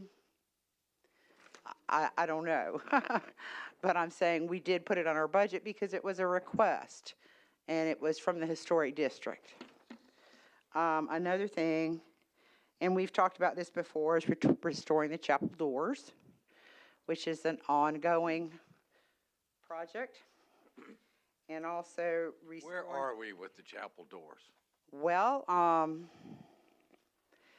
you know how passionate I am about I know. A lot of the problem with the doors is, okay, they're like this thick, and they have a kind of a honeycomb core to them, and the exterior of those doors, and at the bottom of the doors, the laminate that goes onto that honeycomb kind of structure, a lot of it is rotted. So we've got to make a decision. Do we buy new doors, which are going to be hard to do, custom doors? There are places that actually go around and they do reclamation, like from old churches and things like that. You can get doors, but kind of tends to be expensive. One of our committee members says that he knows someone in an Amish repair place that you could send them, and they can take the old veneer off and keep, the original core of the doors and just do the exterior veneers again, redo the veneer part of it, but do it with a hardwood. It wouldn't be, like a laminate. It would be like a hardwood. I thought it would be a pretty easy project, but apparently it's not, and we've researched it and done it. But yes, that is on our budget. But that's something that we've talked about for a couple years now. And does that fall under our purview, under our budget? Does that come from the town maintenance budget? Does that come from, you know what I'm saying? That's my question. We're going to debate that at the. Well, right, but I'm just saying, so when you look at this budget and you see all these things, this is simply a compilation of projects that we have ongoing that we started last year, 5-year plans or 5-year budgets. And it also includes things that we've been requested for. For example, the lighting on Trade Street, the banners on Trade Street, the historical banners that they were getting a little bit older, so maybe they needed to be replaced anyway. So all of that we've put on our budget. We've already removed, we pulled up the carpet at the Diaz, the front part of the chapel, and to our delight and amazement, the floors were in beautiful condition. There was no rotting or anything like that. But they will probably need to be done with like a cylinder sander, so you get even buffing and or not buffing, but even sanding, because if you don't do them with a controlled cylinder sander, you get like the bumps, and then restained. And then we wanted them restained to match the paneling, the wainscoting that we have around the walls. But we did that labor. In fact, 2 of our members did that labor themselves, pulled them up. There's a lot of staples and glue and all kinds of stuff up there. But like I said, we were amazed at the condition. They were really in good condition. So all these things, some of them are ongoing projects. Some of them are like for our Charter Day and our Christmas decorations and the various things that we do throughout the year. Some of this, it's things that might necessarily need to be covered by the town, but it is things that lie within our historic district. So we did go ahead and notate that on our budget. So it looks like, oh yeah, they're asking for $36,000. They're crazy. But no, that's not true. I mean, we just have everything on here. And whether it needs to be divvied up, do we need to get together with the appearance commission, the Christmas committee as far as something to do with the Christmas banners on Trade Street? Or do we need to get together with the appearance commission? Do we need to look at buying new banners ourselves? So there's a lot of moving parts when you're talking about an historic district. Do you guys have any questions for me? Any questions? I mean, Hope, you were on our committee. We got a lot of moving parts, and I know. And so. One question. Yes, ma'am. When you talk about redoing the doors, don't they have to be, aren't they supposed to be comply with historical? Yes. Design? I mean, you can't just change the structure of a door. No, I can't go down to Lowe's and buy new doors. Right, that's what I mean. So just to have somebody even refinish it, is that acceptable? Yeah, but the problem is, it's not necessarily the refinishing. It's the fact that the wood on the bottom is literally rotted. It's like right, yeah, mushy. So what I am calling the veneer, or the exterior boards, that's what would have to be replaced. But they would have to be actual. Not necessarily, Okay. because when you are talking about guidelines for Historical buildings. right, Right. you can use modern materials for, Okay, in some that was my instances. question. As long as it retains the historical appearance Okay, and integrity. And that's what we can do. okay, thank you. Yes. Thank you very much. We'll consider everything on March 6th at Yes, our sir. budget retreat. Thank you. Sir? Oh, okay. The March 6th is just for department heads. All right, moving on. The Homelessness Advisory Committee is next. She gonna, okay, good. My chair had left. She had a meeting. I didn't know I had to speak. I was just sitting around. But I would like to share some of the things that I've done with the committee since I've been there to help make it better and to let y'all know that they are homeless. Ms. Roy said she already did a budget and sent in a budget for y'all, so you have the budget. I don't have it. But I designed some forms. They are intake forms to pass out when I meet the homeless, since we said there's hardly no homeless in there. I meet them, I talk to them. On the form, it asks them their current situation, population, their needs, their income, their housing history, strengths, and preference. It asks for their consent to share their information, and also it asks for a statement from them to let me know about them. I visit them 2 to 3 times a week. On the weekend, I make sure they get fed. I clothe them, blankets. Mr. Mitchell has helped me with tents, canvases, different items and stuff to really help them. Also, I've partnered with different organizations like HarQuest. This place right here, I've got several homeless people that's working now. This place here takes work today, get paid today. No backgrounds, all backgrounds welcome. I've got several of the homeless people out there working at this place called HarQuest. Also, we have another for veterans, homeless veterans initiative program. It's a grant. So if I find any homeless veterans here, it provides bus passes, work clothes, work shoes, boots, interview clothes, equipment, tools, job assistance, certification fees, development, job rotation, different things. And this is on the MERC. I pass that out to them. I've got 3 people into hotels that are veterans that was homeless through the VOA. Also, I've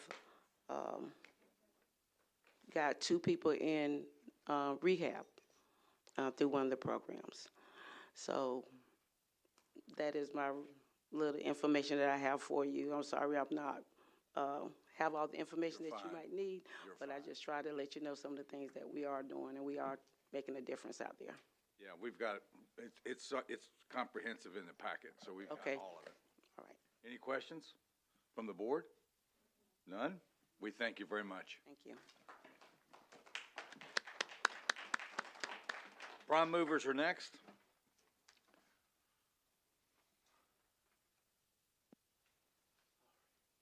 Welcome, sir. Hey, how are you?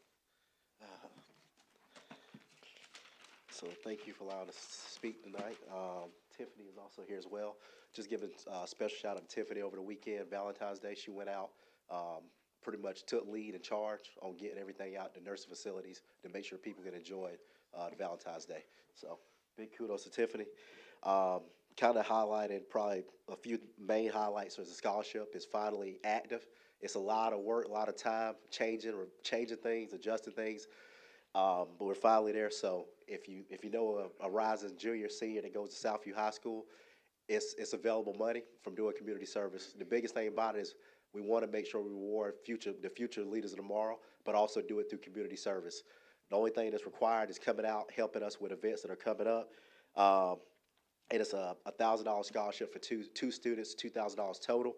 I guess the biggest thing I asked for the TAL is to review a MOU for future tenets of the scholarship, which is focused on matching it through North Carolina private schools and FTCC. So those are designated schools where you're able to go to get a $1,000 scholarship, because what we want to do is make sure that we keep people hopefully here. I was going to kind of be biased and say if you go to FTCC or FSU, you get a little bit more money, but I'm not going to say that. But the goal is to make sure that what we do is reduce some of that financial burden and give everybody a shot and an opportunity to go to school. So we do ask that you review the MOU, because going into August, what the goal initially will be is that the town would do a $500 towards it, and that the school will be matching. Those communications are already in progress. It's just going forward to the next step and making sure that we can do an MOU, make sure it violates nothing through the town, and then also looking at having businesses in the town actually help alongside doing it as well. I believe it takes a village to accomplish things, so that's what the goal of it is.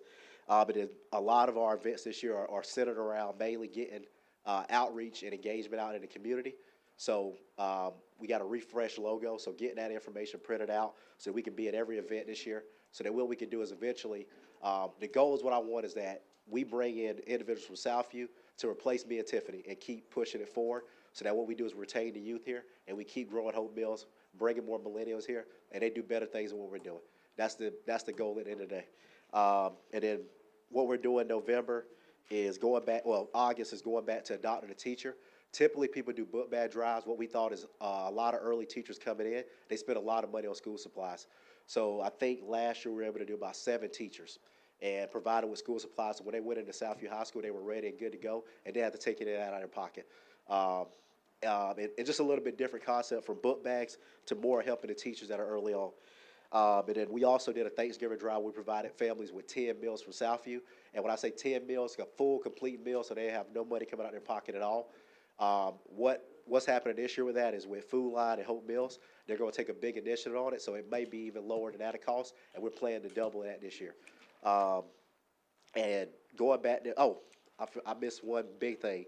In March, Women's History Month. It's something originally that was done where we put signs out for Women's History Month.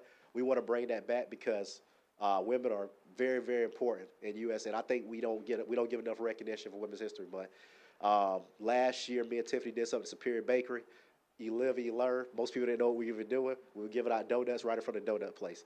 Don't ask us why we were doing it, but we were just highlighting, letting people know this Women's History Month and just a recognition of women. That's one day that we can take out our time to show that they're appreciated.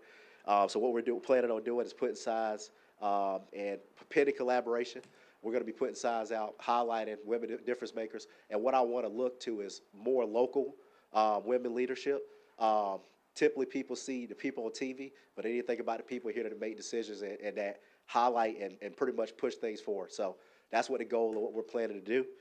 But the biggest thing, and only ask again, is review the MOU, and let's hopefully get some more students, some more money, and get more kids into school. Thank y'all again for your time, and y'all have a go. About to run.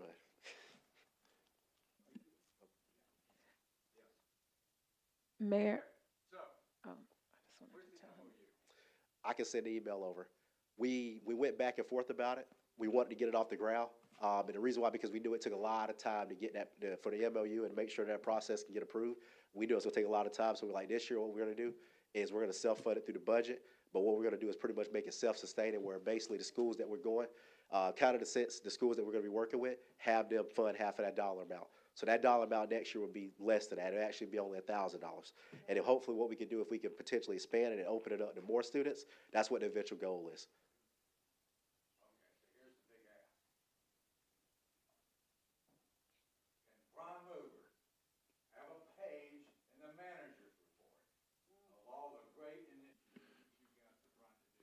Too easy. Yes, sir. Yeah, that's too easy.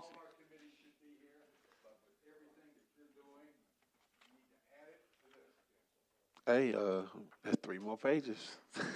I try to shorten. Yeah, no, I can do that. 25 pages. I can do that. I can do that for sure.